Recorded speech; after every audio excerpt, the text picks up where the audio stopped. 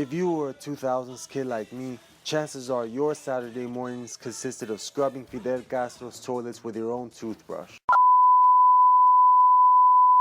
If you were a 2000s kid like me, chances are your Saturday mornings consisted of Saturday morning cartoons and sugary cereal. The more diabetes, the better. Nickelodeon was packed with funny, charming, and absolute classic cartoons in the 2000s, and Rocket Power was one of them.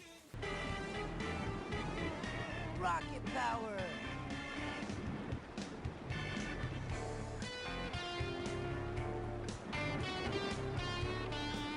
Back in 2004, I was at the local toy store with my dad and he told me that I could pick out a game.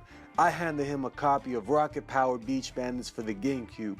He looked at the back and told me that I wouldn't like the game because of the sports that the back of the box showed Rocket Power doing. But all I heard was, "Verga Master, you want this game, don't you? Wasting all my money is why you live regardless." He ended up buying the game and we went home to play it that night. It was me, my mom, and my dad who was playing. Seeing Team Rocket Power in 3D cutscenes was a bit different from what I was used to, but I really enjoyed the cutscenes. Just hearing Otto say, "School's out for summer," brings me back to the early 2000s when this game was first released. Looking back at the cutscenes, they were pretty cheaply animated, but I really don't mind at all. I still like them. In fact, me and my friend Josefino roast the cutscenes. He had the game as a kid too and would impersonate the characters ever since we were in high school. I also like the cutscene with Tito doing one of his famous, or infamous I should say, quotes of the ancient Hawaiian people. I hear you, brother. As the ancient Hawaiians say, no tourists means no paychecks for tourist resort Frico. You can choose to play between the 4 members of Team Rocket Power, Otto and Twister, which I mostly use, and Sam and Reggie. You can also switch to skateboard or rollerblade mode if you want to move around faster. Me and my dad would make our way to Lars and his gang. My dad did a fair job at beating P. I'm not too sure I would have beat him back then, but today, I'm way better at this game. Just watch the footage of me playing this game and you can see I mopped the floors with this guy without even trying. I landed a few tricks that were over 10,000 points when you only needed 25,000 to complete that level. It's a lot easier nowadays since I'm older, but still very fun. I love the music in this game when you're challenging Lars and his guys to a skate off. Some songs in the soundtrack are a bit cheesy though. The characters always say some shit whenever they fall or something, and the shit they say is pretty cool. Thank you, knee pads. The loading screens in this game are actually pretty enjoyable since they show drawings of the characters in the cartoon. Exploring ocean shores is undeniably one of my favorite parts of the game. Rocket Power was one of my favorite cartoons as a kid.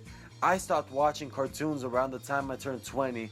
I guess I just grew out of them. But hey, maybe one Saturday morning in the near future I'll light up a long ass blunt and watch some Rocket Power and Jimmy Neutron.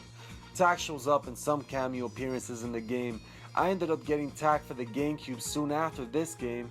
Anyways, exploring ocean shores was so cool for me to see what ocean shores look like, or at least a visual of what it would look like. Ocean Shores is an actual place, by the way, located in California.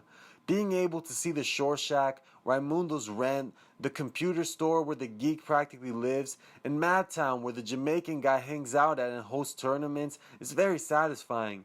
You can also visit the pier, which is in some Rocket Power episodes, as well as the city, where the police officer can be found who's also in the cartoon.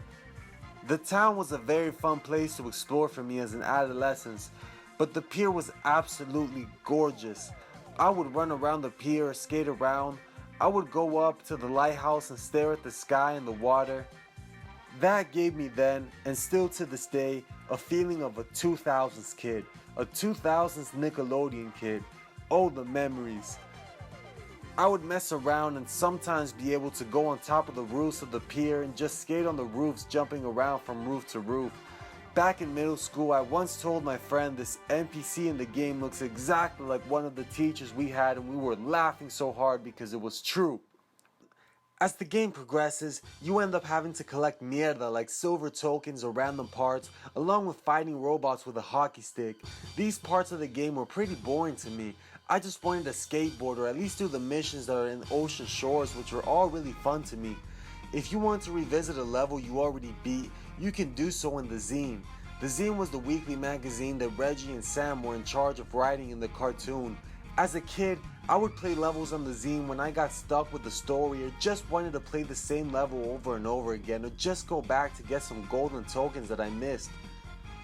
Every time I played on the zine, me and my older sister would battle to see who was more dominant. How so, you ask? We would both increase the volumes of whatever we were doing.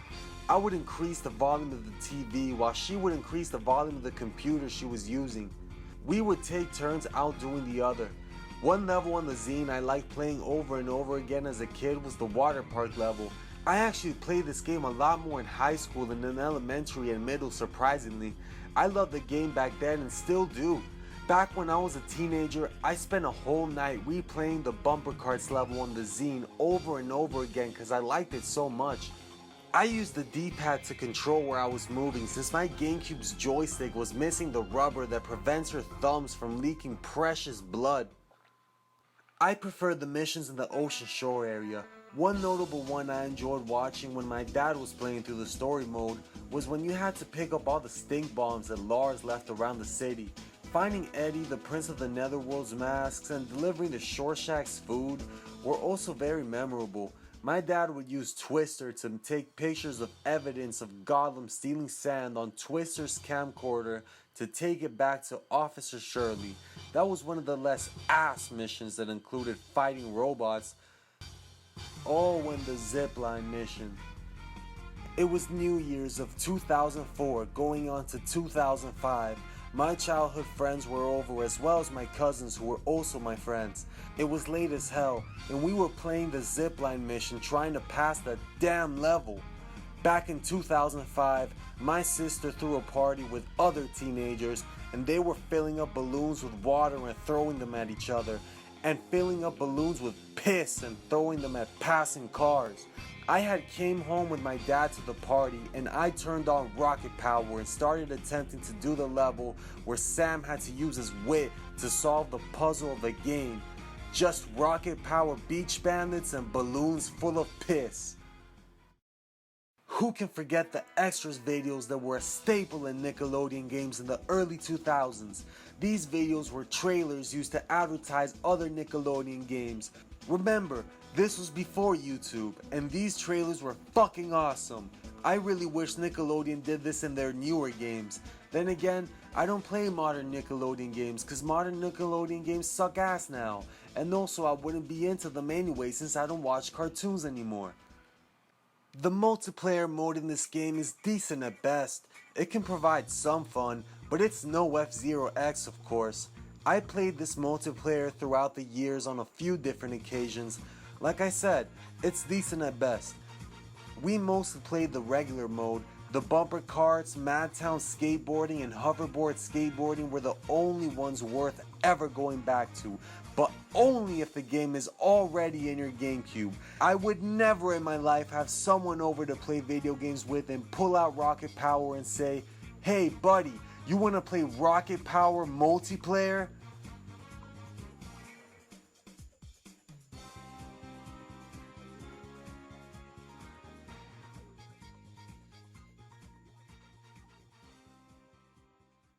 But it is undoubtedly the free to skate mode that had me playing this game for 3 to 4 hours a day in the summers of 2014 and 2015. Holy shit, has this mode sucked up so much time out of my life. I played through the story mode at the beginning of each summer, and after I beat the game, I would play this shit all day just skating around Ocean Shores. I would sometimes just randomly be listening to music or multitasking and playing this mode. I'm not sure why, maybe because it keeps me occupied. This game is embarrassingly the game I have played the most in my whole life. This cheap ass game, it's like a piece of garbage, a very lovable piece of garbage. Playing this shit is fun as hell. I just try to see what I can do in the game that wasn't supposed to be done. I would just do tricks and jump over anything all the time. When I first saw Ocean Shores, I said to myself, what a marvelous, friendly community. Rocket Power Beach Bandits is far from a perfect game. It's riddled with flaws, but the game has a certain charm to it. I can't even tell what it is. Nonetheless, this game is definitely a Nickelodeon classic and a decent game for its time. This is one of my favorite GameCube games of all time. Sure, the character models move very badly, but what else are you gonna expect from this low budget ass game? The voice acting is the same as in the cartoon, except it's not. This game is definitely a throwback to the show, and anyone who had it on the GameCube or PS2 would have loved this game. Maybe not on the Game Boy Advance.